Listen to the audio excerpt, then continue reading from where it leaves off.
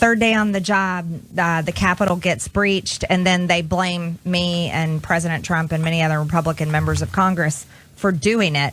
I was so shocked, and I'll tell you what was so shocking is I thought what you just said. I thought the Capitol was the most secure building in our country, at least. Right, with thousands of cameras. Well, there are lots of cameras, but you can't see the video footage. I don't know why. That's interesting. So Marjorie Greene hasn't had an issue with January 6th since it happened. She hasn't seemed to be bothered by the violence, about the attempted murder of cops and all that, about the attempt to overthrow democracy, to kill Nancy Pelosi, to hang Mike Pence. And I didn't realize the whole time she doesn't think that there's footage from it. But there is, Marjorie Greene. Like, she just missed it. Maybe there's a chance to win her over to her cause. Let's play a little representative sample of the video that is actually abundantly available.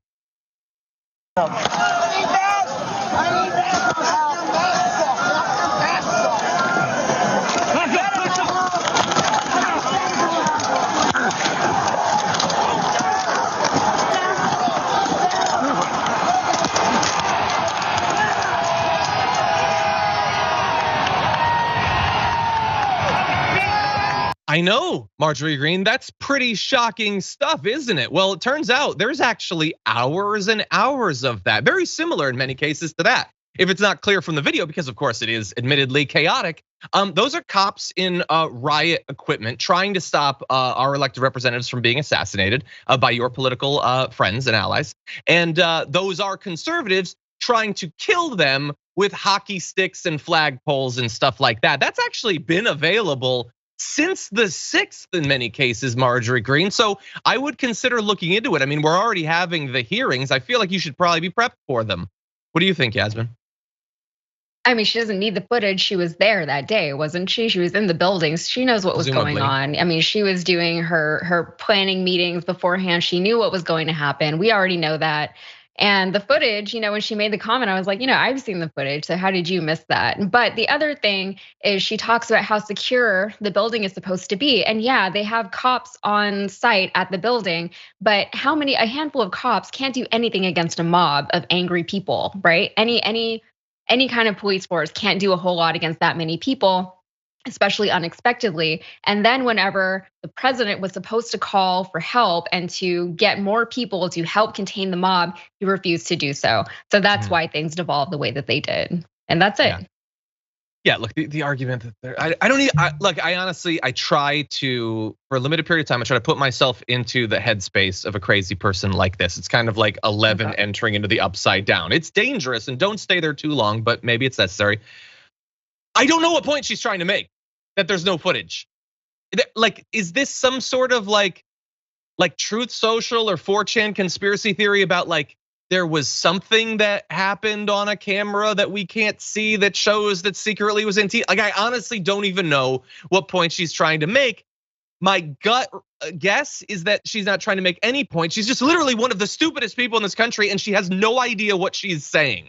There is a lot of footage. You may not see it on Fox News, but it is available. Look it up. It's pretty gripping stuff. The thing is, they're not going to look it up, and she knows that, right? She knows if she can say something on a podcast and she can make all these claims and no one will look it up, because look at what happened with the big lie. They just said some things and people just believe them. They just trusted it. They didn't ask for evidence. They didn't ask to see any proof of what they were saying. So no, she can say whatever she wants and her base will believe her. Yeah, I think that's what it comes down to. Look, I think you're 100% right. The other part that I think is so weird, and you heard it there in that clip, and it's been a constant from the very beginning, is the simultaneous, seemingly untenable positions of having no real issue with what happened, not thinking that it's a big deal, not thinking that we need to be worried about it or we need to guard against it in the future, not thinking that the white supremacy or the anti-Semitism that was there is an issue, or the fact that conservatives were trying to murder cops with their bare hands. That's not an issue. But they keep coming back and saying it is egregious that they didn't better secure the building. But against what? Against something that's not a big deal. How dare they not have called in more people? But it doesn't matter that the conservatives got in there because they're perfectly fine, they're patriots. There are conservatives that I would argue generally don't show a lot of mental flexibility or strength that hold those totally incompatible positions, that it is simultaneously egregious that Marjorie Greene wasn't better protected against something that doesn't matter. And by the way, they're doing the same thing with COVID. They will criticize Biden for the numbers when they spike, but they don't think COVID is a big deal. Like, I don't get how you can have your BS and eat it too. I don't get how it works. Yaz, I don't know. You said that you fall into these rabbit holes on YouTube. Maybe you understand this argument better than I do, but it just shreds my brain.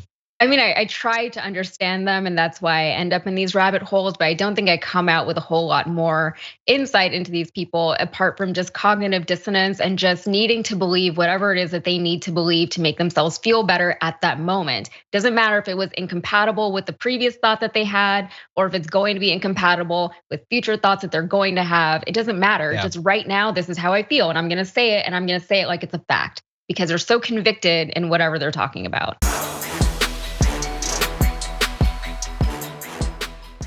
Check out the Damage Report podcast each day, wherever you get your podcasts, whether Pocket Casts or Stitcher or iTunes.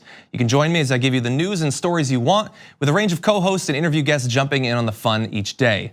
Again, that's the Damage Report, wherever you get your podcasts. And if you get them at iTunes, don't forget to rate and review. Sometimes I'll read them live on the show.